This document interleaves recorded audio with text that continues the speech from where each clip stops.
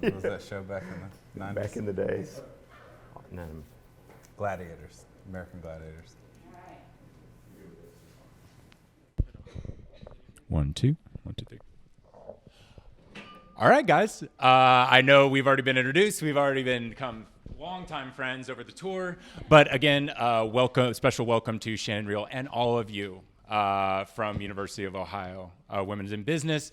We are thrilled to have you. We were thrilled that Shannon reached out on your behalf, and even more thrilled from the Grayscale side that we are so lucky to share a building with a great company like Snapshot Interactive and provide even more value and another point of view, more experience today, because that's really what today is about for us.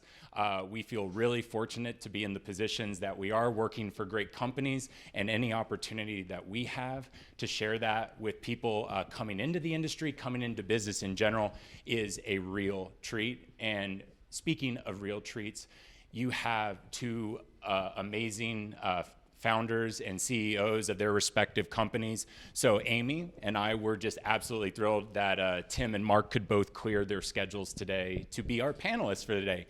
So without further ado, if you will welcome co-founder and CEO of Snapshot Interactive, Mark Scrivener,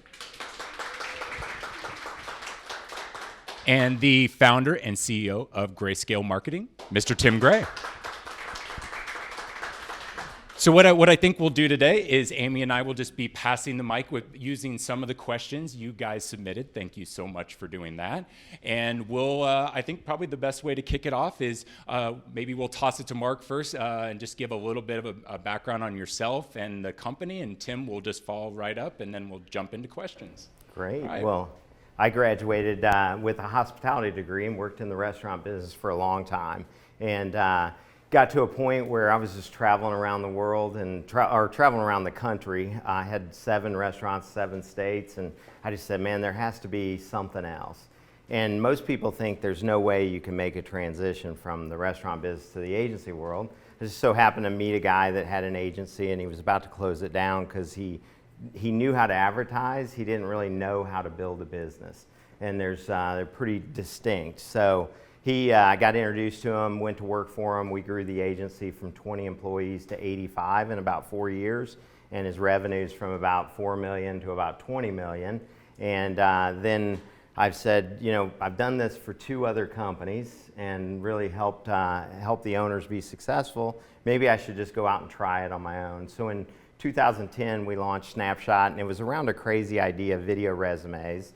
And we were doing really high quality video resumes, and at the time you didn't have Zoom, you didn't have any of these other streaming platforms, so it was a big deal back then. And the whole thought was you could see somebody and hear their passion, their enthusiasm before they actually come into an interview, and make sure they're going to be the right fit. And so what quickly pivoted though, and we kept that for a few years early on. We actually licensed it to Belmont University, Vanderbilt, and Lipscomb to just do video resumes for their MBA students. But we were doing really high quality video, and it turned into video bios for executives, because at that time a lot of executives wanted to tell their story, humanize them as you land on their website. And so then it pivoted to, wow, you made that really easy. Do you do websites? And so we started building websites and doing animations, and for the longest time, that's what we did.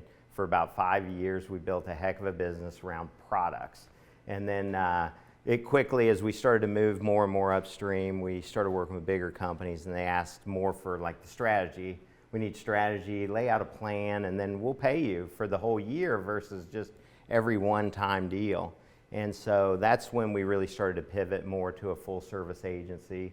And now, fast forward, we got an office here and an office in St. Louis, and work with a lot of very big brands, but we also work with some really cool companies, like we just shared the National Medal of Honor Museum. And so we provide strategy around the front end all the way through to the execution of like digital ads and then tracking and reporting at the end. So everything we do today and what Tim and his team does is all very, very trackable.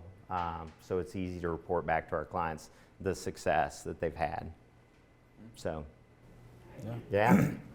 And when we were just launching ours, Mark became my mentor through a different organization called the Entrepreneur Organization here in Nashville. And we hit it off, and he's been a friend and mentor, colleague ever since. And then post-COVID, we needed a new office home, so he invited me and my team to come work out of this incredible office with his incredible team. We've learned so much. But you know, that's the first time I think I've actually heard that story. Really? Yeah, 3 years. I don't know.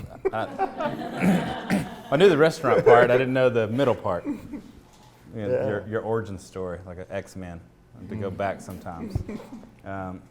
Well, as they said, I'm Tim Gray. I'm the founder and CEO of Grayscale Marketing. We're focused on entertainment mostly. So music festivals, bands, artists, influencers, things like that, conferences, rodeos. Mostly my job is to get people to show up to places.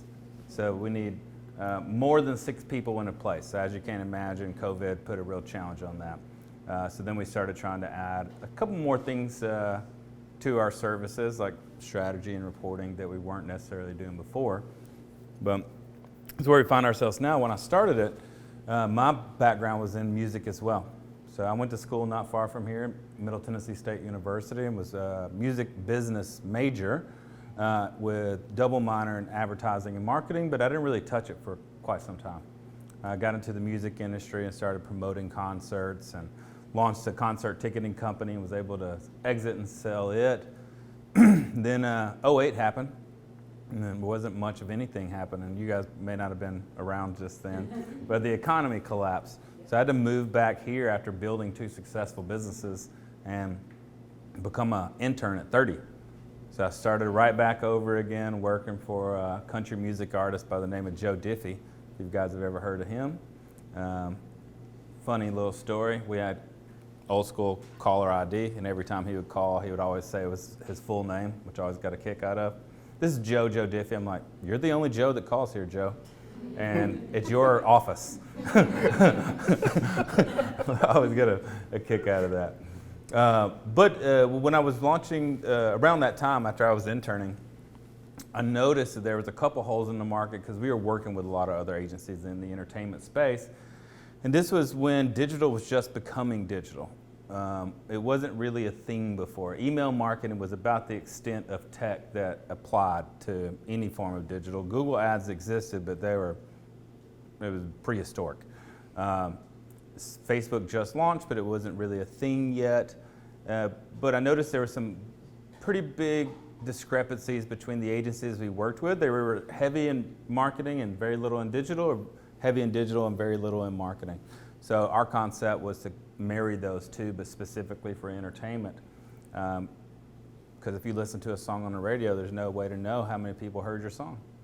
You know, when Instagram launched, people were excited, but they didn't know how to speak to their fans or leverage that type of technology. So we went kind of head first into that world, and it's been really great for us. We've been able to work with incredible artists like Garth Brooks and Kane Brown and Bon Jovi and everything you could imagine, from One Direction to, Chesney, I don't know, insert here.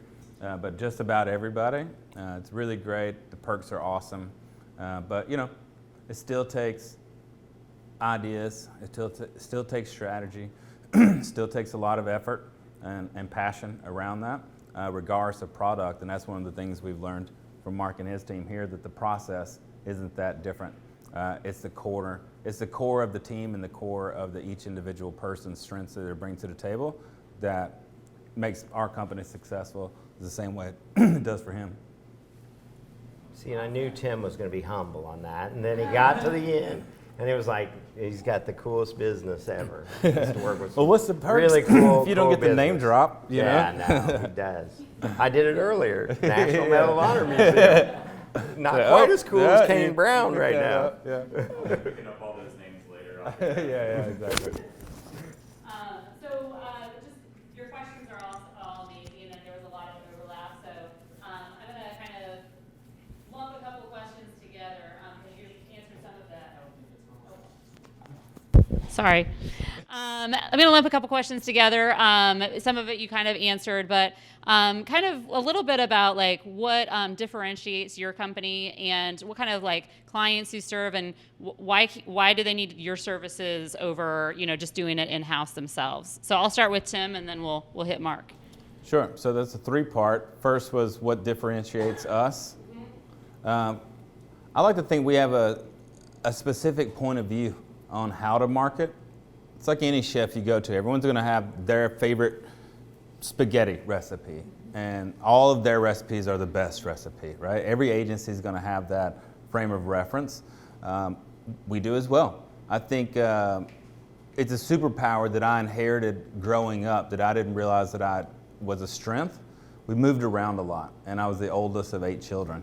So every time we moved, I had to meet new people and kind of morph into this new role of whatever the new kid at school was going to be. So just over the years, I've developed this ability to communicate with the parent, to the athlete, to the band kid, to the janitor. And I never had a problem fitting into that. So I really understood human nature, and I understood sales very well. And then once digital became clear to me on how we could do the exact same thing, but now those assumptions and that gut feeling is backed with data to tell me if we're right or if we're wrong, then the biggest thing was just how do I teach that? How do I replicate something that's my superpower into someone else's? And it really takes a lot of focus on process. But when I talk to a lot of other agencies and a lot of clients, I think that is one of the biggest differentiators for us is our specific point of view. I find that a lot of brands, regardless of size, global like Coca-Cola or massive like Taylor Swift or the local ice cream shop down the street. I don't know if you guys have ever DM'd your favorite artist, but I would bet very few of you have ever heard back, right? Well, that's where we flip it on our head. If we're representing an artist, our job is to talk with you, not at you. So we're trying to make social media social. And we're trying to be able to leverage the value of your attention in a way that could convert into a meaningful relationship as customers, whether that's tickets or merch or downloading something. Because at the end of the day, where our worlds kind of separate is that a song is something you might bury your loved one to or marry a loved one to. It's something that stays with you forever. You get Alzheimer's, it still stays there. It doesn't go away, right? That's a powerful tool that we get to work in. So figuring out how to leverage one song that all of you may understand and feel totally different to because of different stories you've had in your life, that's where the challenge is. But that's also the most exciting part for us is being able to do that. What was the second part of the question? I feel like I don't know if I answered it. I guess why can't businesses or Oh, they do have a lot in-house actually. Most of the music festivals. So we worked with everyone from Bonnaroo to ones not far from you guys in Chicago. We've worked with some. There's an EDM fest on your campus or right beside your campus. Breakaway. Yeah, we worked with them. And they will have in-house sometimes, but I've found that unless you really, really understand the industry, the music industry as a whole, it doesn't cross over. So what we'll do is we don't say, hey, you need to get rid of your in-house person. We come through and we basically give them a doctorate in entertainment marketing. We just add a couple extra hours and we just teach them how to do it because I need them to be a fan of ours because we're going to be working together. And then we all come out a little bit better for it.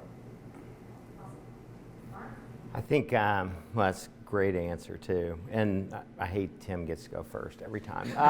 Switch this up every once in a while. No, I think there's a couple things that separate us from other ad agencies. One is we don't really ever look at anybody as like competition. We've never really done that. There's a lot of very competitive agencies. There's very few that would go, hey Tim, get your team and come over here because you lost everything in the tornado, and man, come over here, and I need somebody really smart around social media that like is beyond like what we have, and we've got a lot of clients asking for it. And so Tim came over, worked with our team and our clients, and we built a heck of a business out of it together. And so that's just not thinking of people as like competition, but more who could we collaborate with. There's so much business out there right now in what we do that no 10 agencies in town could handle it all, but it seems like from time to time we run into people that they're real like standoffish, real competitive. And I think if you know, that's the mindset we've had there with that. I think the other is that as we've grown up in our agency, like we started as a content creation machine, and we were actually creating content for a lot of the big agencies in town until we started working with bigger clients than even they had, and then now we're viewed as like competition. But what that did for us is like not only do we do the strategy now, because we learned the strategy, we learned the digital, and now we can actually still implement the content in all those, whether it's video or animations or infographics or whatever. We still are that content creation hub in-house. So we control a lot of that, even though we do have a lot of partners out there. We also work with a lot of very, very big brands, and like Humana is one of our clients, and we've got Caterpillar, and so it's a different space, but it's still kind of cool. And the great thing they love about us is they work with big agencies out of New York or LA, and they're like, man, you guys work so fast. And it's because we work like a speedboat for them in comparison to their big agencies that move like the Titanic, okay? Then you take what you learn from them and you can come down and you can work with smaller and medium-sized companies, because it's something that we get real jazzed about, helping people. It's almost, you take Robin Hood, and we're the Robin Hood because we give them the same tools to be successful that the big companies have. And they love us because like we bring that experience to the table. And so I think that's what, a couple things that would separate us from others. And then what was the other question? Why can't they just do it themselves? Yeah, I think, well, a lot of them can. And I think through COVID, a lot of companies that we work with have downsized a little bit. Marketing's typically a first area to get hit a little bit. And so, and we have the same approach. I mean, Tim said it great in that we always go into it, and when I'm talking to a client, no matter what experience level they are in the company, I'm like, our job is to get you promoted. And if we do great work and you get seen as, wow, it's going to be about you, you're going to get yourself promoted. And clients to this day, we've got a couple that have been with us 10 years, and one got promoted to president of the company, and one got promoted to, well, actually one president, one CEO of the company, and they started as a director of marketing. And so they just moved themselves up, but they both tell me that story when I talk to them. They're like, remember when you said your job was to get me promoted, and here I am. And so, but you have to support your clients, and some agencies go in and they act like, well, if you let these two people go and you paid us 75% of that, you're going to save some money. And it's like that always backfires on you. And a lot of people don't realize that. Wonderful. Guys, there was a question that came across from the group that I was particularly excited to hear both of your answers for, just because I know I can only imagine the kind of value you'd be able to speak to in this. So we want to thank Lauren Hunt for her question in advance. But it's what kind of, in your organizations, what kind of professionalism is expected on a daily basis of the company, and how does the company help their employees keep developing? Tim, if you want to take this one first. I want to keep going first. No, go ahead, man. Right. Mine is a little different. The entertainment industry as a whole, you know, it's not acceptable anymore, but back in the 60s and 70s with sex, drugs, rock and roll, like there was this thing to it, right? Obviously that's not cool these days, but the concept is a little loosey-goosey. Like professionalism is accepted. We curse a lot more. Our hours are a little different. We come in later and we leave a little later. Those are the differences probably between traditional agency structure and ours. But there is certainly an expectation that I have and the team have of how would you expect your agency to communicate, look, feel to you? If you were paying someone, how would you want them to represent themselves and represent your own company. So there's a certain level of standards that we have, certainly, but it is a little bit looser. And as far as development, that's something that's very key to me personally. I love to coach and teach, just as Mark does. So we're constantly challenging our staff to get new certifications and take on new responsibilities. The way I say it is bloom where you're planted. I'm going to put you in a pot that's too big for you initially, and my expectations are that you're going to outgrow that pot over time. It's not just, hey, go grow. I'm going to plant, I'm going to water, I'm going to harvest. I'm going to pick you up and put you in a bigger pot later on. And I'm going to be really clear with those expectations to make sure you're hitting the milestones that, one, you expect of yourself as a professional, but two, that I'm going to probably push you a little further than what you think you're capable of, so you're continuously growing. And then at the end of that, you now know you're capable of something that maybe you didn't think possible at first, or you've reached a new milestone, or that promotion happens. And it's a way to make sure that everyone on the entire team is looking the same direction, and if you look to your left and your right, you know everybody around you is putting in the same amount of effort that you are to strive to be the greatest that they can be. Good answer. There's a CFO, and he's talking to his CEO, and he says, what happens if we train all these people and they leave the company, right? And the CEO says, what if we don't train them and they stay with us?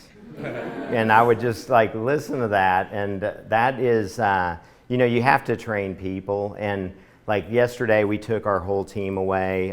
Amy and I put a lot of energy into our strategic planning. And so not only, do we just show up to work every day and do a great job, but we also allow the team to learn things about like running a business, strategic planning. So we took the whole team away, even our St. Louis office, they all dialed in remote. About 4 hours, we went through all the goals that we had, and we allowed them to come up with goals for themselves, for the company, and we talked about it, like what are some of the biggest pain points we're feeling now? What are some of the biggest opportunities we could go after?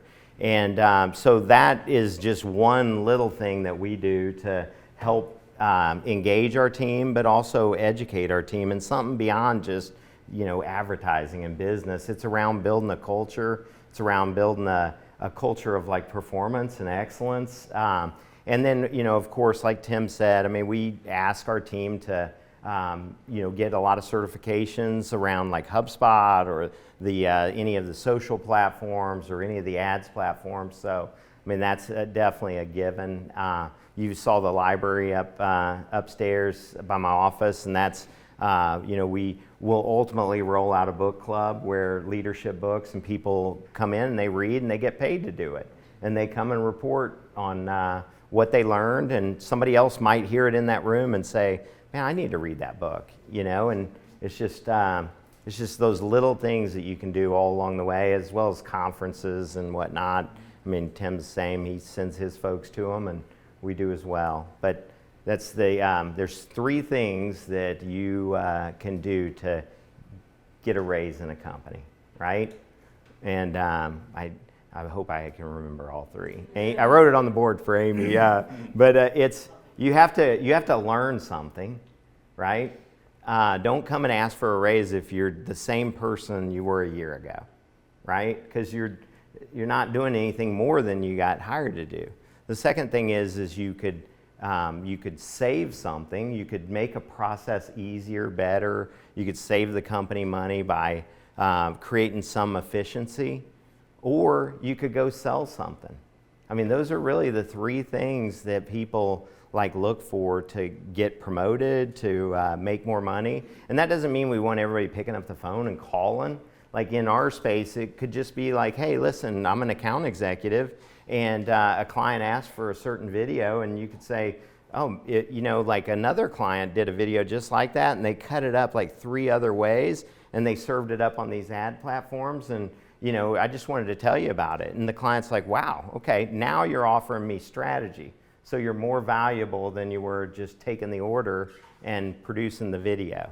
And so that's the way like we sell in our organization. So Sure. We have 3 as well. It's slightly different though. It's show up, give a shit, don't be an asshole. Well, you got to do those are more foundational. Yeah. Well, that's how you get ahead at our company is show up, come to Nashville. So take those 6. Yeah. Boom. Yeah. You show up by coming to Nashville. You know, you said yes, you showed up. Now you're giving a shit. You're taking notes. You're paying attention. You're trying to store it. And then just don't be mean. Life's not much harder than that. Awesome. Those are great answers. And in fact, we just had a lunch and learn like a week ago or something. Was it only a week? I don't even know, maybe 2. Yeah, it was like And Jason and his colleague did a book on the 7 highly effective habits of highly effective people for our group, which is great because we can collaborate between 2 different organizations and share that. So it's great. I see some pointing. Oh, yeah. Okay, so this is a question from Angelina and did her research online. For you, Mark, how does your company go about designing a logo, email template, an email template, brochure, etc.? What steps does Snapshot Interactive take to create these designs? Great. Yeah, that's a great question. And where are you now? Okay, right there. Sorry, you were raising your hand, but it was behind her. So anyway, I would tell you, like on a logo design, the one thing that we've learned, and this will be very constructive as you go out and you design logos, is that one, I mean, you have to know the feel of the person. You have to take them through some sort of strategy around like, what's your brand? What do you want to be known for?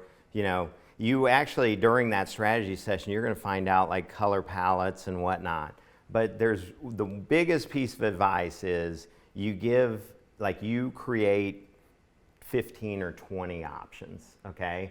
And then you take those internally and you narrow those down to about 4 options, okay? Because you never want to show the client too many.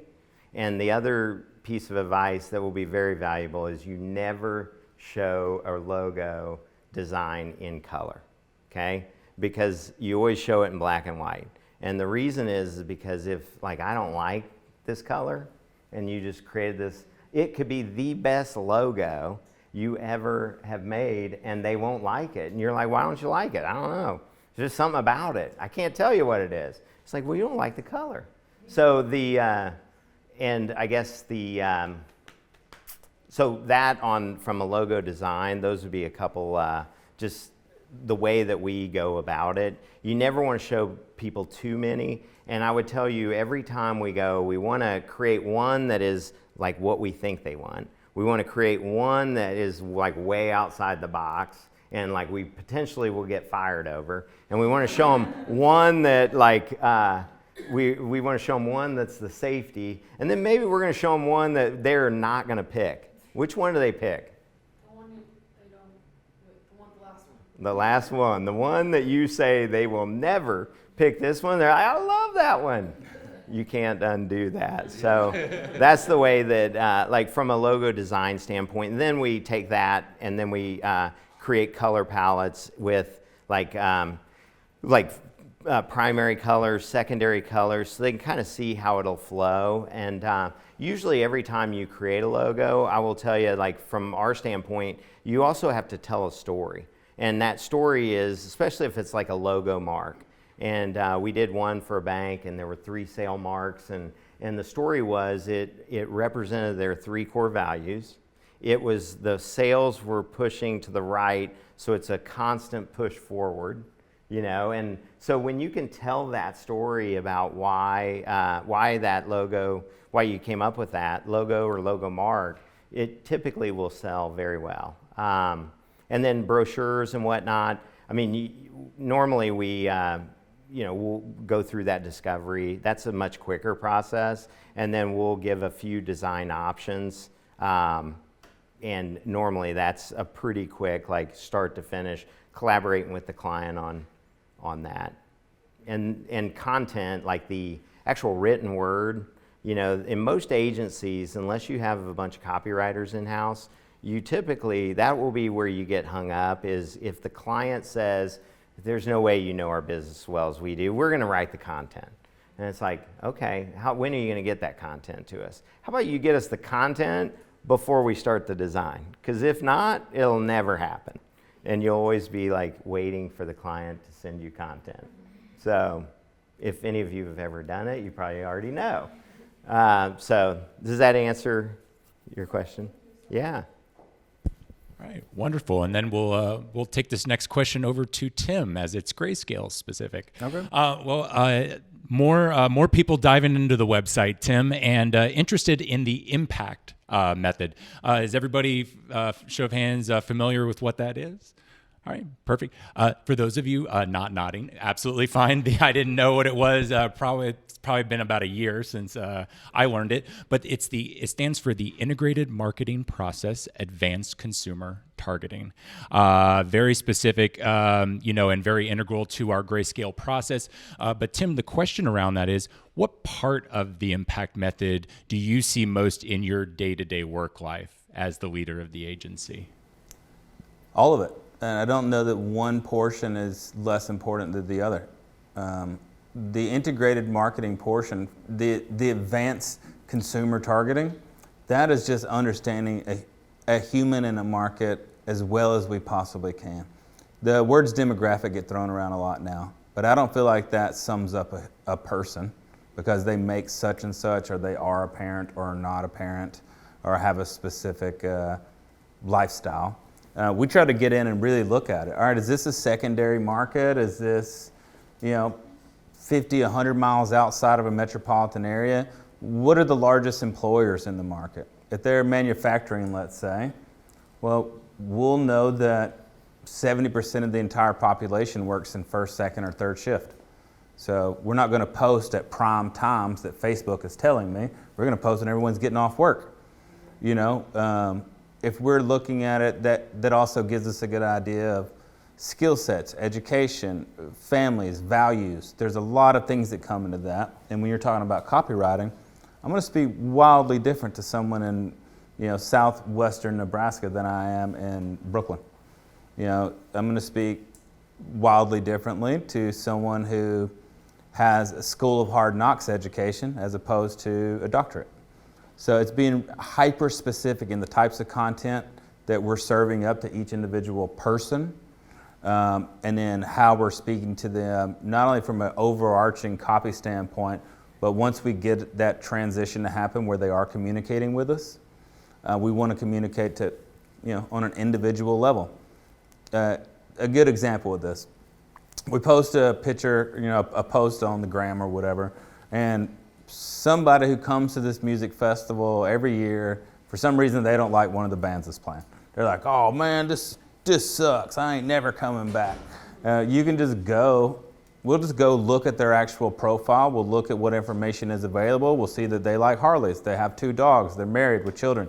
They're hunters. They're this and that and blah, blah, blah. And I'm like, all right, Frank, how you doing, buddy? I bet you if we did I bet you if I got you that new Harley, you'd come down here. Or whatever, but you're communicating with them. You're not just putting your head in the sand and running away from a potentially difficult conversation. You're converting them back to a forever fan. And if we'll be that intentional on one comment out of millions of comments a week, we found that it makes a pretty massive difference, not only in customer retention, but how they open up to start communicating. Because for us, I don't care what their answer is. I just expect them to answer. Good? You guys having a good day? No, my day was shitty. Here's 20% off. Hope it gets better. My day was great. Here's a free t-shirt. Let's mark it as the greatest day. It's just taking the extra little effort to make them feel special. And when they do, as Mark said earlier, our clients are the ones that win. Awesome. Great. Well, we've let you talk for a minute, so we're going to answer a question. And I'm going to throw it to you first, Jason. What is your favorite thing about working for Grayscale? Well, thank you, Amy, for asking. Guys, I got to be honest. My favorite part about working for Grayscale kind of harkens back to one of the first questions we asked, Tim and Mark, and it has to do with how groups develop individuals. It's a very competitive marketplace. Getting new hires, getting the right hires in. When I was looking for opportunity, one of the things I value and really value about Snapshot, about Grayscale, is just about how much they invest back into you. how much they pour back into you. Even in the first 90 days of being a new hire at Grayscale, Tim and I were having conversations about how much the organization was going to pour into me knowledge-wise, was going to ask of me, even before I was going to start contributing on a very meaningful level for the company. And I think companies that see the big picture like that see us as people to be developed, and just as Mark pointed out, when we're successful, they're successful. It's the highest mark of Snapshot success, the highest mark of Grayscale success. So I just appreciate the ongoing education and investment in all of our people. Same question back at you. What is your favorite part about working at Snapshot? Well, I will say you kind of stole a little bit of my answer, because when I first started working for Mark, he asked me, he's like, what's it going to take for you to stay? There's a lot of movement right now in employment, and don't we know that? People jump around a lot. But I told him, I was like, teach me new things and let me be involved in the process of everything. And since I've been on board, and I didn't come from the agency life, my pre-pandemic job, I was a VP of operations for an educational organization, and it was a hands-on Lego company. And you can imagine during COVID, that didn't fly. So I started working for Mark, and I've been able to do so much outside of my regular job. And some people would complain like, oh, well, I'm doing all this extra stuff. Like, why am I doing this extra stuff? But I don't take it as that, because I really want to learn all of the different aspects. I was even given an account to manage, when we were kind of falling short, we were trying to hire an accounts manager. And so I get to learn all of those different things. I get to have ownership in the things that I do and feedback about how I think we can continue to make the organization better. So you want to look for some company that's willing to look deep into themselves too, and continue to grow and continue to get better, because there's always things any organization can do. And if they're not willing to do that, that's not worth it to stay, because you need to be able to be somewhere that they care enough to hear that feedback, want that feedback, and give you and provide opportunities for you to continue to grow your skill set, so that if you do need to go out and find another career at some point in your life, you can say, hey, I've done that before. I had experience doing that, and I can give you exact examples of ways in which I helped to develop and grow my organization. So I'm really pleased that I'm able to be trusted and cared about enough to be able to contribute and make things better around here. So great. Perfect. Awesome. And then I think I was going to ask one more question of them. Okay. Okay, so this one comes from Melissa. What advice do you recommend for a sophomore, or I'm guessing any level, trying to gain connections as we are reaching the stage of internships and job opportunities? You want me to go first? Sure. All right. I would say that all you have to do to get the right introductions is ask. Like, if you just ask, you will get people that will want to help you out. Everybody wants to help somebody, and I find a lot of times people fall short because they just go, oh man, they would never meet with me. And early on in our business, we asked 3 people to join an advisory board. And one guy, he ran a company called Emma. They had about Emma Email Marketing, and they had about 120 employees. We had 4. I'm like, there is no way that he is going to join our board. And I went out, we had a beer together. At the end, he goes, okay, I'm in. And I was like, oh man, now I got to figure out what's it mean to have a board, right? And that would be the same with you all, of finding an internship too, to somebody that's going to really take you under their wing and show you, and you're going to be able to get in the weeds of marketing, so that you'll be very valuable coming out of school. I think that's going to be really important. A lot of people, they get through school and they start thinking about, okay, what am I going to do next? What am I going to do to go get experience? Instead of, man, you're a sophomore, you could be coming out of school as talented as people 3 years out of school. If you just put in the time and effort and ask people, hey, would you take a chance on me? 100% everything Mark just said, and I would only add a caveat to that, because we traditionally have a very heavy internship program. So we see all shapes and sizes, different levels of education where they're at in their class, and even some that are postgrads that come through. I would say the biggest thing outside of being vulnerable and courageous and asking for the actual help or the actual time is don't be hesitant to speak to the owner. I tell them my door is open all the time. I've had one in 6 years ever actually come into the office and pick my brain. And I picked her up and I moved her to her dream job. Just because I knew the person and she just happened to ask, that goes a long way. The second thing I say, don't hope to be picked up and planted. Control everything that you can. There's things as a sophomore between now and the end of your collegiate career, unless you're going back for master's or something.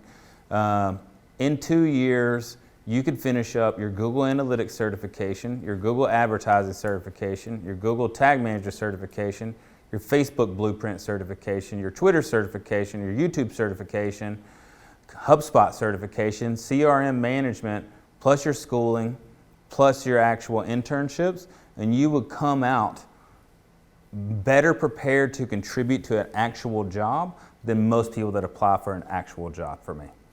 I have to hire them and then coach them through getting their own certifications. I'm like, it's your career. Why are you not taking these free classes? I can't even wrap my head around it. But this is stuff right off the bat. So when you're at an internship and you're hearing someone speak about a certain term or need some help with a specific thing, you're not just watching, hoping that you can glean some information. You're contributing potentially in a meaningful way and getting real world experience for something. You're like, oh, hey, by the way, I've got my entire Google Suite certification. I know how to build and run those ads. I can pull whatever reports you need, boss. This one gets moved to the front of the line to actually hire one day potentially. So do the things that you can control, which are attitude and effort. And if you do those two things every single day, have a great attitude, be pleased and excited that you're getting the opportunity to learn someplace, and bust your butt. You do those things, I promise you're going to come out in a great, great place. Actually, that's a very good point, Tim, because if you, just hearing you say that about all the certifications, like I would tell you that if you did all those certifications and you went through your 4 years of school, which one's going to be more valuable? I mean, they're both going to be equally as valuable together, but like we're going to hire you for the certifications. Mm-hmm. And that's the rarity for me. Everybody's got a degree. I've had one person ever that had all the certifications. And that you would command a lot more money. Yep. And a lot more opportunity right off the bat. I'd be more comfortable and willing to entrust you with different challenges. It's all right there. It's free. Yeah, literally free. That's great. We just made you all a lot of money today, okay? Yeah. So just remember that. Awesome. Well, I know you guys are getting ready to go, eager to get out there in the honky tonk. So this is this is going to be my last question, and then we're going to pass it to Jason to wrap us up. But what internship opportunities and positions do you offer? Like I said, we traditionally have a very healthy internship program. I try to find specific skill sets more than generalist for our company specifically.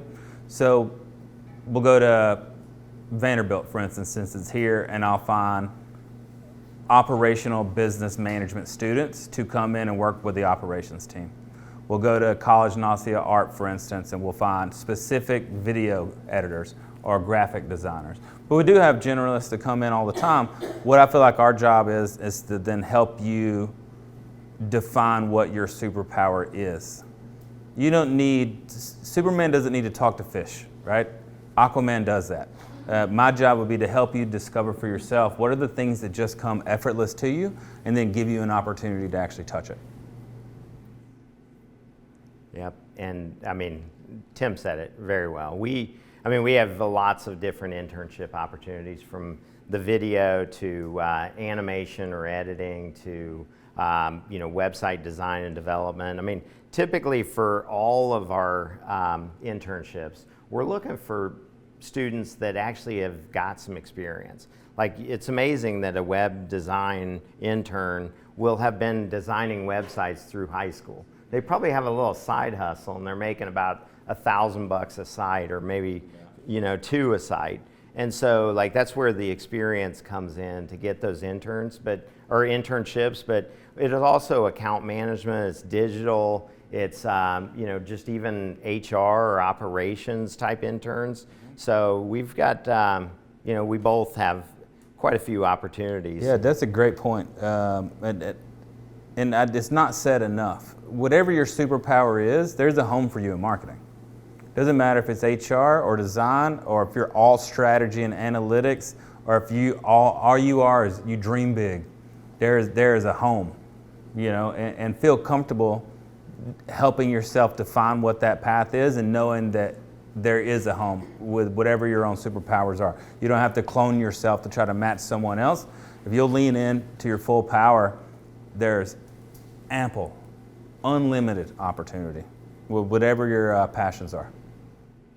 How about, is there any last questions that maybe once we've said something, maybe now you have a follow-up question? I was just curious, what systems, if you can say, I don't know, what systems you primarily use, to build. Yeah, for us, it's going to be WordPress on the websites. It's going to be typically HubSpot marketing or the CRM, and we try to use tools that are very easy for the client to have access to and to update, and we want them to feel like they're a part of it, but which those two do. And from a video standpoint, when we started our business, we were working with cameras that were about $5,000, and we were competing against agencies that had $50,000 cameras. We're shooting the same quality, right? Now you can use your iPhone, and it's very good quality. Yeah. We were editing on an iMac with a $100 a month Adobe cloud software, and we're competing against agencies that have $100,000 editor bays. And so we came in at a great time to come in, but those are some of the tools that we still use today. The Adobe cloud software, we're a Mac shop, we build on WordPress, we implement HubSpot. Doesn't mean we can't do Salesforce, but it's not our preferred. And sometimes there are other technologies out there that we pull in partners to come in and help us out with, just because it's better to do that than to try to say you do it and not do a really good job. All right, guys, we'll probably have time for one more follow-up if we have it, and then would absolutely love to get a group picture with Mark and Tim. We'll probably just go ahead and go right out here, out to the front of the building. Bless you. Anybody else? Last call? You guys will be hearing that more and more. If you could sum up one thing from everything, just all you've learned in your life and this whole talk, what's one thing just you want to imprint in us for our future? Breakfast. And what I mean by that is, any time for the rest of your lives, I don't know if any of you in here are vegetarians or vegans, but you'll look at other people's plates, I'm sure. But anytime you've made your own plate and you have eggs and you have bacon on it, just know that the chicken was involved, but the pig was committed. Be committed. Give everything you got, right? that pig left nothing left. Yeah. Be 100% committed to your dream. Don't let anything derail you. And don't forget why you started it. You chose this path for a reason. It's not easy, but if it was, I guess we'd all be marketers. It doesn't need to be. Yeah, that's good. I was going to say passion, which is very similar to committed, sorry. But I would say, the passion, and you have to be passionate about whatever you do in life. And if you're not, and it's not firing you up every day to go into work, you need to find out what it is that drives you, so that you can, it's a waste of your time, and it's a waste of your employer's money for you to be there and not be passionate about what you're doing. I sometimes say, you can't really motivate people. You can, but you can't really. You got to hire motivated people. And so the only people that are motivated about what we do are people that are passionate about it. And you want to create a career and not just go to a job every day and do a job, right? You want to grow and learn and be passionate about the trade. So. And I want to answer that question as the only female representative today, if that's all right. I would say that you're going to hit bumps in the road sometimes, and things don't turn out the way that you thought your career was going to be when you start. You know, like I thought when I first started, I was going to be a teacher. I was a terrible teacher. I was fired twice, okay? Like, I was, and it wasn't, I have a master's degree in education, but I found that I was really good at sales, and I was really good at management, and I was really good at other things, and so I started working for an educational organization, and I didn't really teach as much anymore, but I did all of that other stuff, and every step in your career is going to take you to the next step. So be okay with pivoting, and if it's not the thing that you thought it was going to be, you know, learn what you can from that moment, pivot, don't take things personally. You know, sometimes we all get like bogged down and this person said this thing to me today. Like, learn from that thing, listen to other people, and I think that you will grow, and you will meet, you know, when you get 10 years down the road, you may be doing something completely different than what you thought you started out going to be doing, and that's okay, as long as you're happy, you know. Figure out what that passion is, and that's why I pick up all the skills I can at any moment, because it could help me in the next part of my career. Every business is still a business, and businesses still run pretty much the same. I have no experience in marketing, but I have experience in business, right? So I can learn the marketing stuff. I can learn what kind of things that need to happen for these jobs. So don't be afraid to just pivot. Good job, Amy. Yeah, well said. That was awesome.